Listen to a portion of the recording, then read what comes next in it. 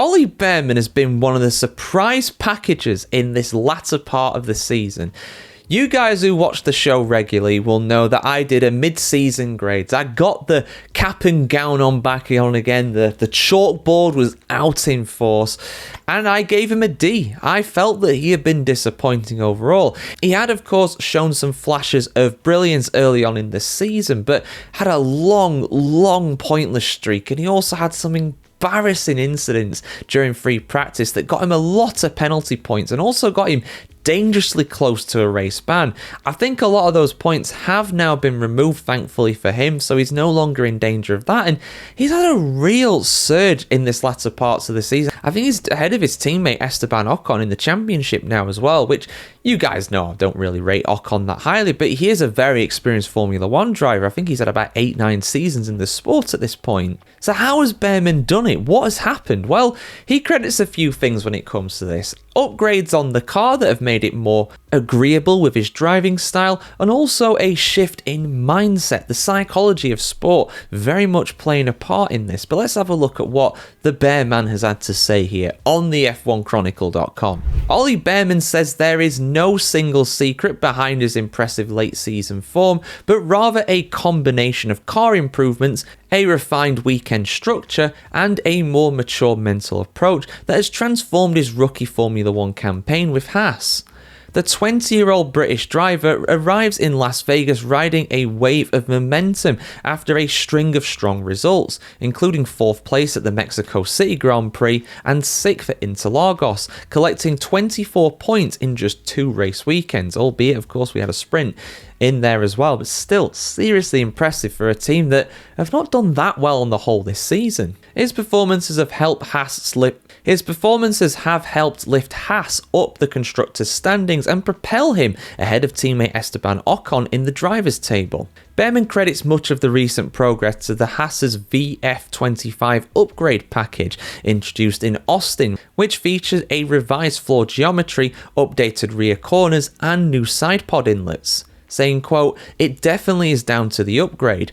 I'm really proud of the team for what they did. It was a risky move, but it's yielded us points, which was the target," end quote. He added that while the gains weren't dramatic, even small improvements can make a big difference in such a tightly packed field, saying, quote, "It's not a revolutionary upgrade, but it doesn't have to be revolutionary results," end quote. Indeed, of course, the teams pretty much for the most part now aren't really upgrading their cars very often, so the impact of these upgrades are amplified to a big degree compared to what they normally are.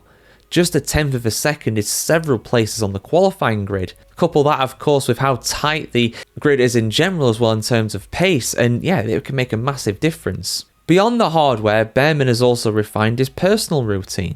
After the summer break, he implemented a more structured approach to race weekends and one that balances technical preparation with mental focus, saying, quote, "Before the summer break, I spent all my time thinking about driving and car setup. Now I make sure that half an hour before a session, I stop working on that and focus on my mental side. I found that to be really useful," end quote. With more mileage under his belt as well, Bearman says that he's learned to better interpret the car's behaviour at the limit, improving both confidence and consistency, explaining, saying, quote, "The car has made steps in the right direction, but I've also gained experience of what it does near the edge. I've been able to increase my consistency, not just with the car, but with my approach to the weekend," end quote. After a first half of the season marked by near misses just outside of the points, Bearman now views that period as essential groundwork, saying, quote, "The first half of the season is exploratory. You have to find what works for you and what doesn't. As long as you learn from the mistakes, that's the key. No one's going to remember a ropey first half in a few years' time," end quote. So yeah, he has been seriously impressive these recent rounds. He really has been. I mean, he's not going to get a D grade from me at the end of the season, you know, and I said this before a wheel was turned. I said, who is going to be the most impressive rookie this year in 2025? There are so many different options, but I thought out of all of them, the most likely to beat their teammate over the course of an entire season was Ollie Bearman with Haas and against Ocon. And right now, he's beating him. I'm pretty sure he's the only rookie who's beaten his teammate, and I am not before anybody says anything, including Isaac Hadjar in that, because when I said that statement, his teammate was Yuki Tsunoda. His teammate now is, of course, Liam Lawson. So I'm kind of disqualifying him for that, but I think he's the only one aside from Hadjar that is beating his teammate. But guys, get your thoughts on Ollie Bearman in the comments below. He's either most improved driver of this latter half of the season. I struggle to really think of another candidate, apart from maybe you could say Lando Norris. He very much has improved as well. But guys, get your thoughts in the comments below. Like, share, comment, subscribe. As always, have a fantastic day wherever you are in the world today, and we'll see you very soon.